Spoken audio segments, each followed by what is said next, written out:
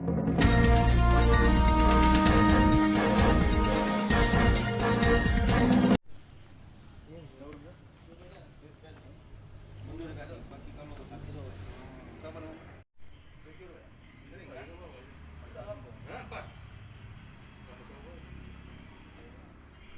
maling kan?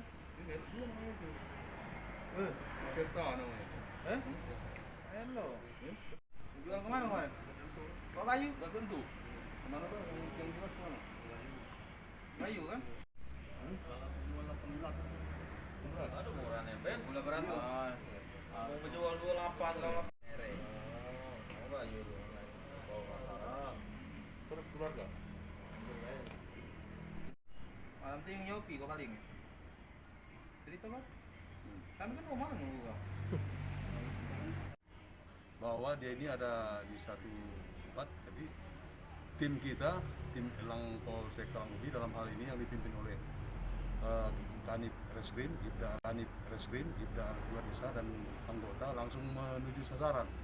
Syukur alhamdulillah tersangka ini dapat diamankan. Dan modusnya Beserta barang bukti 1 unit motor dan 6 tandan sawit, tandan buah segar. dan modusnya gimana, dan di siang hari atau di malam hari? Ini dilakukan pada saat malam hari. Ancaman dan Ancamannya di atas 5 tahun penjara. Residipis ini. Ini termasuk tergolong residivis. Residipis.